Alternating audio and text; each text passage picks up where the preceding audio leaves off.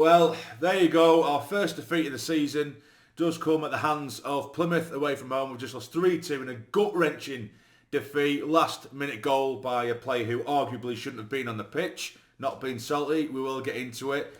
But of course, like I say, it was always going to come. We're going to get beat at some point.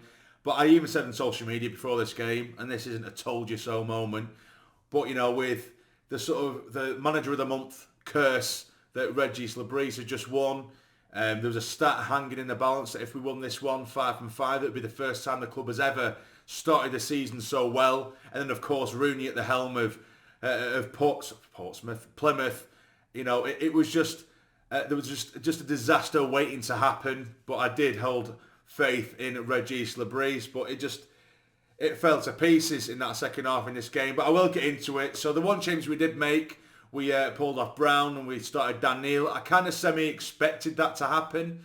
However, I did want Brown to be starting. I thought if Dhannoo was going to be put back into the side, it might have had to have been Rig that falls onto the bench, which I didn't want to do. It was a difficult headache for Regis Labrise to make, but I just thought Alan Brown was so good and that good in that last game that he shouldn't have been on the bench at all. However, we'll get into the game. So we start off, and in that first half, I feel like although we definitely looked the absolute better of the two sides, we barely got out of first gear, and we still looked like somewhat of a Rolls Royce in terms of controlling the play. We're making opportunities. We limited them to sort of last 10 minutes of that first half. They had a few opportunities around the edge of the box where, granted, it was a bit wasteful. They found themselves in a couple of pockets of space around the edge of the box, and they would just hit shots high and wide. But other than that, we felt relatively comfortable. We controlled the play, held onto the ball really well. Mundo was doing absolutely fantastic down his side, tearing them apart every time he did. You know, get it across goal as much as humanly possible, and was making an absolute nightmare for them down that side. Paddy Roberts looked on form on the other side as well, started to control the play a little bit, as I say. And eventually, we do get ourselves a penalty after a foul in the box.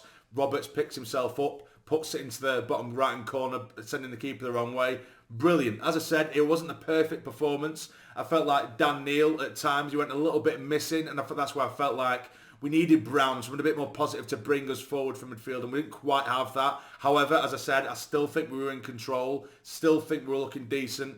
But then the second half comes, and it's as if we've gone from a Rolls Royce to a fucking Citroen Saxo. We were absolutely abysmal. First half, the press in their half was outstanding still. As much as I say, we weren't perfect, the press was fantastic. The triangles of press, where the second they get the ball in their half or their back line, we had a triangle, be it Mayenda, Mundle and Rig pushing forward, and we would squeeze them into errors, and they'd pass the ball straight to us, or we'd nick the ball off him. On the other side, Paddy Roberts, Mayenda coming across, and then you'd have Job doing the same on his side. The triangle would squeeze and force them into errors.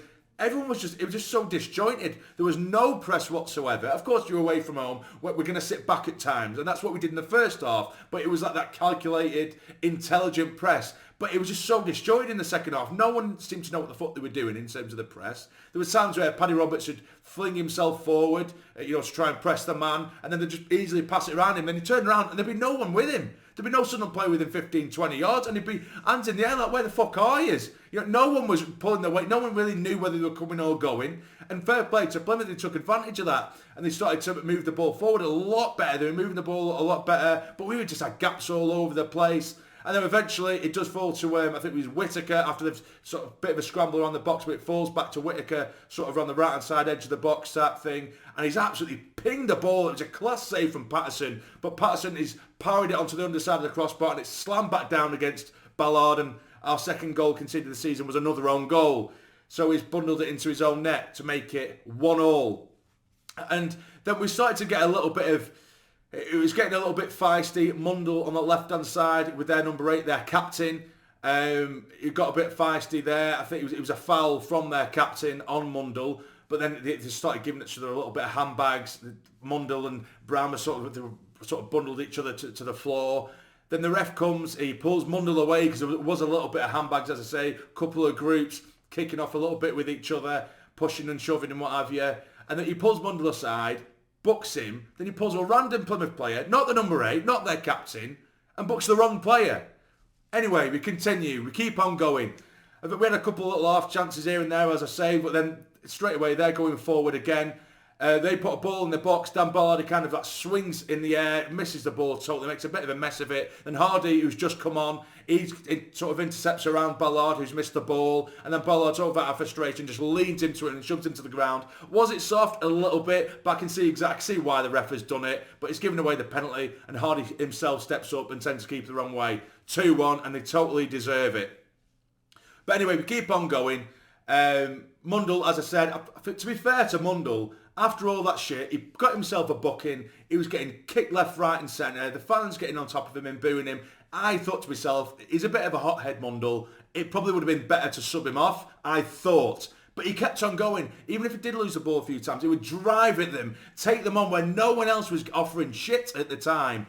But anyway, the ball gets pinged around the box. It eventually finds Mundle, and it's very similar to the goal against Burnley. And he cuts inside, he drives it across goal, very Jack Clark-esque, makes it 2-2. Fantastic. Our tails are up, and now we're starting to go for it. Prior to this, by the way, Plymouth had plenty of opportunities, and there were so many times where, even though in the lead up to their first goal, Pato made a fantastic save where he parried it onto the bar. As I said, it was an outstanding save, world-class save. But every other shot, all day, and I'd say this whether we won, drawn or lost, his ability or lack of ability to keep hold of the ball or parry the ball away from danger is non-existent. And this is the one thing I've said over the last couple of seasons with Pato. It's so frustrating.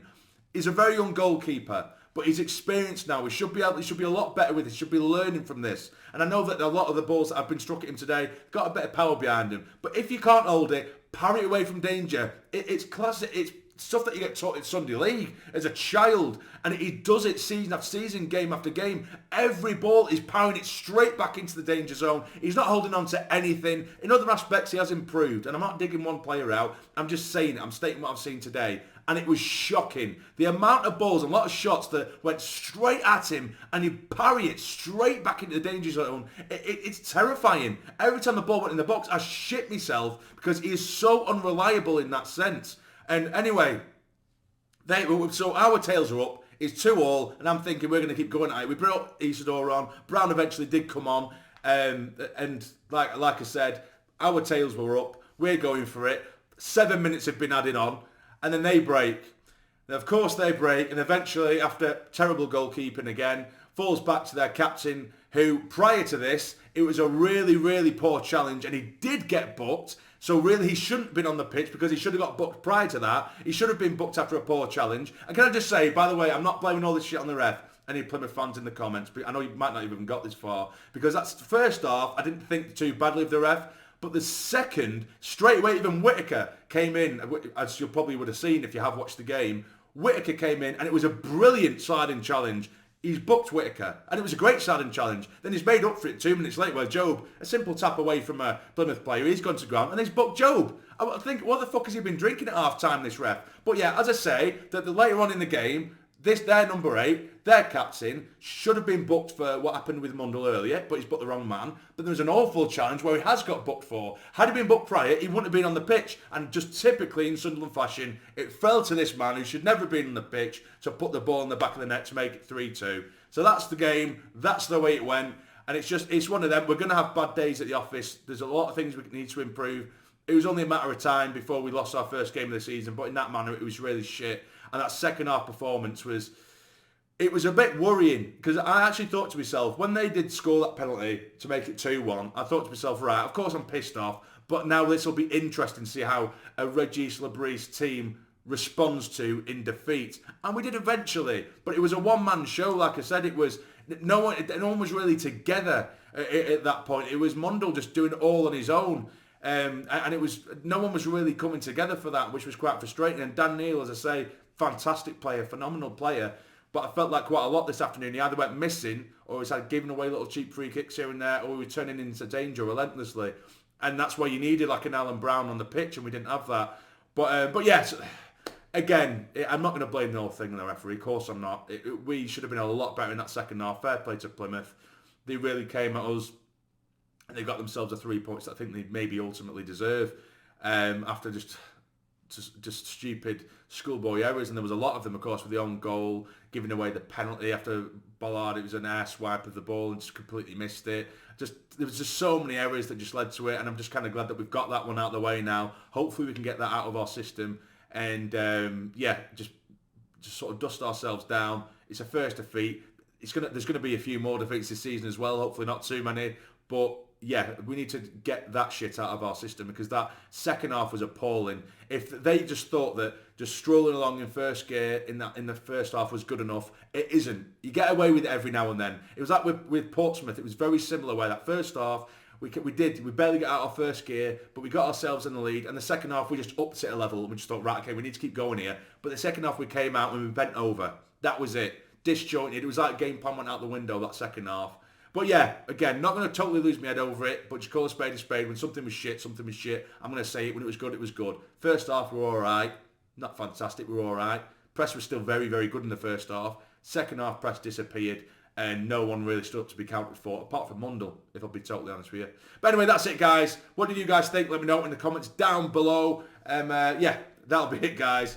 Please hit the like button for me, despite the fucking shite defeat. And I will, again, apologise. I was supposed to be doing a live stream for this game. I'm quite, now in hindsight, happy that I didn't, because it would have just been me screaming and swearing the entire fucking live stream. But I did start the live stream. We had technical difficulties. Still not sure why it isn't working.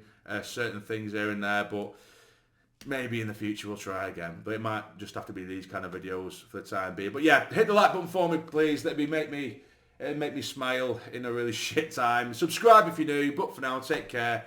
Stay jammy. How are the lads?